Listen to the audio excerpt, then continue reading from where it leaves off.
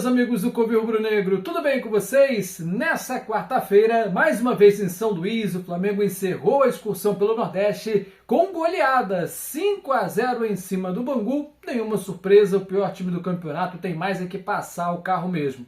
Antes de falar sobre esse vídeo, eu preciso lembrar você que já está disponível o clube de membros aqui do Covil Rubro Negro. Tem 3 níveis para você escolher, R$ 2,99, R$ 6,99 e R$ 14,99 por mês, cada um com o seu nível de vantagens. Para começo de conversa, você já entra com um selinho para destacar quanto tempo você colabora com o canal que mais cresce no YouTube, leitura e resposta prioritária de comentários, emojis para comentar em qualquer uma das lives aqui do canal, além, é claro, de um grupo de WhatsApp só para trocar ideia com outros membros espalhados pelo planeta, sorteios exclusivos e vídeos que só quem é membro consegue ver e vídeos que chegam primeiro para quem é membro. Então, olha, um mundo de vantagens. Não perde mais tempo, clica aí no Seja Membro e venha fazer parte dessa família. Agora sim, meus amigos, como eu disse, o Flamengo encerra essa pré-temporada, excursão pelo Nordeste com 4 jogos, e o Kleber dos Santos, treinador do Sub-20, com alguns atletas do profissional, reforçando aí o Sub-20, não conseguiu muita coisa, apenas uma vitória e um empate com 2 derrotas, começou bem diferente do ano passado, quando o então treinador do Sub-20 conseguiu sair invicto dessa primeira fase da temporada. O fato é que, a depender dos resultados da rodada, o Flamengo deve terminar ali em 7º, 8º lugar. Botafogo já fez o favor de perder para o Volta Redonda, então esse não passa a gente, pelo menos nessa rodada. Mas, meus amigos, olha, foi um jogo dentro de todas as suas possibilidades. Vocês vão ver aqui que eu vou falar de expulsão, mas eu acho que ela não alterou tanto assim o caminho da partida.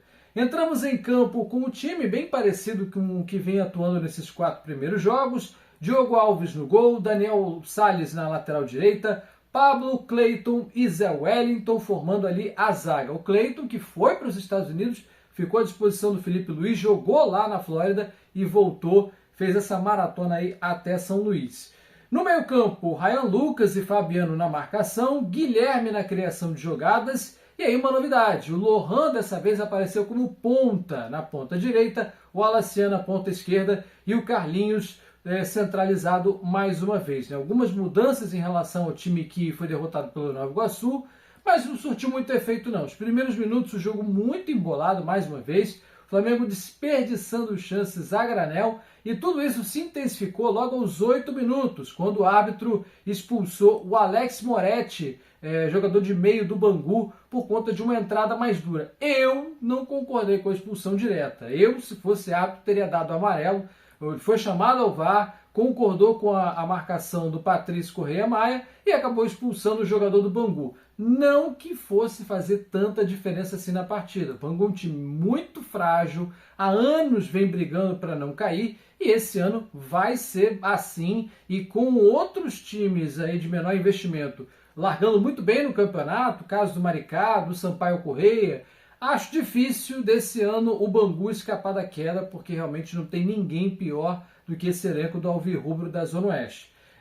Um time esforçado, mas que não está sendo presa fácil para todo mundo. Se tomou 5 gols desse time sub-20 do Flamengo, meu amigo, não tem escapatória, porque realmente não estava conseguindo ganhar de ninguém. Se não ganhasse do Bangu, que aliás segue sendo a única equipe que não marcou gol em 4 rodadas do Carioca, realmente se tomasse gol do Bangu era para fechar as portas. Com a expulsão do Alex Moretti, obviamente o time fraco se fecha, vai todo para o seu campo de defesa, dá a bola no pé do Flamengo, que, eu volto a dizer, desperdiçou um caminhão de chances, teve muitas chances para abrir o placar logo no primeiro tempo, e só abriu lá aos 38, depois que o Kleber dos Santos fez uma alteração. Veja bem, uma alteração com meia hora de delay. O cara foi expulso aos 8 minutos, foi um jogador de meio que foi expulso, você tira logo um volante e mete um atacante. Mas o nosso queridíssimo treinador do Sub-20 só teve esse insight depois da parada técnica, depois de um tempão. Lá para os 37, ele tira justamente o Fabiano, um dos nossos jogadores de marcação, para a entrada do Felipe Tereza, que é atacante, atuou inclusive no profissional, já marcou até gol no profissional no Brasileirão do ano passado. E não deu outra. O menino tem estrela, tem faro de artilheiro e 1 minuto depois, num contra-ataque fulminante de escanteio, o goleiro deles também saiu na intermediária para tentar impedir o gol do Flamengo e não deu certo. O Wallace fez um belo passe, pareceu até que ele tinha chutado direto para o gol, e o Felipe Tereza vai lá e empurra para o fundo da rede. 1-0 Mengão com 38 do primeiro tempo. Obviamente o time do Bangu precisando muito do resultado, um pontinho para eles seria muito precioso. Eles conseguiram arrancar esse ponto do Vasco, né? Um 0-0 com o goleiro pegando pênalti, mas não seria assim no segundo tempo não. Eles tiveram que se soltar muito para conseguir alguma tentativa de chance contra o Flamengo, até tiveram algumas oportunidades interessantes quando o jogo estava 0-0. No intervalo, saiu o Lohan para a entrada do João Alves, né? Outro garoto que está sendo lapidado, tem talento, tem potencial. E o Lohan, a gente não sabe se foi por deficiência, né, no jogo, se o Kleber Santos não gostou do jogo dele, ou se está sendo preservado. Vou falar aqui no final do vídeo. O Lohan tem proposta para sair do Flamengo, você já deve ter acompanhado também em outros vídeos aqui do Covil. No segundo tempo, deu certo a alteração, né? A entrada do João Alves deixou o Flamengo mais leve e com 7 do segundo tempo, uma bonita triangulação pelo lado direito, resultou no gol do Wallace Ian, pelo segundo jogo consecutivo, ele deixando a sua marca. O outro que tem um bom potencial aí num jogo contra uma equipe mais fraca, quando a gente estiver lá em 3, 4 competições ao mesmo tempo na temporada, dá para subir esse menino para o profissional, que ele certamente vai arrebentar contra elencos mais fracos, e foi o que aconteceu. 6 minutos depois, mais um gol do Flamengo, o terceiro sairia num contra-ataque, em gols parecidos, contra-ataque, triangulação e o cruzamento na área para o Carlinhos marcar mais uma vez o segundo gol dele na temporada.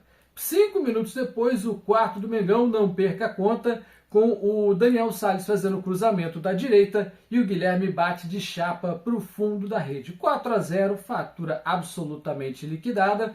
O Guilherme, inclusive, sai para a entrada do Rafael, mais uma mudança processada aí pelo Kleber dos Santos. E 7 minutos depois da alteração, ali num bate e rebate na área, 38, 39 do segundo tempo, a bola acaba sobrando no pé do Carlinhos, que fuzila e dá números finais ao jogo. Ainda teve tempo para o Cleiton e para o Ryan saírem, para as entradas do Daniel da Mata e o Daniel Rogério, substituindo aí o da Mata, que inclusive teve cotado para começar no jogo passado contra o Nova Iguaçu, exatamente por conta da ausência do Cleiton. O Kleber dos Santos optou pelo Felipe Vieira, mas o da Mata está aí servindo também o profissional. O jogo acabou por ali mesmo, né? 5-0, estava de bom tamanho, né? Nem o Bangu estava surpreso com o resultado, o Flamengo também não esperava ser diferente, com ou sem expulsão. 5-0 foi realmente o mais justo.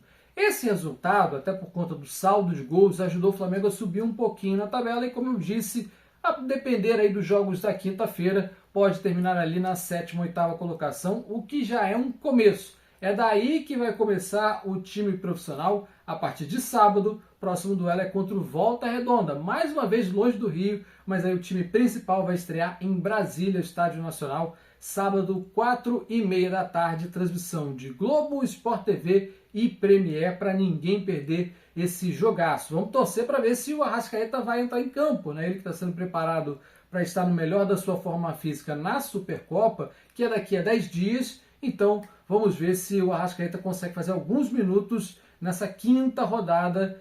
O caminho que o time principal vai ter que remar é longo. Para ser uma ideia, o Flamengo está com 4 pontos e o Maricá, que nesse momento é o líder, tem 10. Né? O Maricá, uma equipe de menor investimento, que inclusive já enfrentou 2 grandes, só falta enfrentar o próprio Flamengo, e a gente ainda não fez nenhum clássico. Então serão jogos complicados, 7 jogos que o time principal vai ter pela frente para remar o que o Sub-20 reforçado não conseguiu remar. Falei sobre o Lohan. Bom, pode ter sido uma das últimas partidas dele com o manto sagrado. Ele que, na base, tinha multa rescisória em 100 milhões de euros, algo em torno aí de 625 milhões de reais.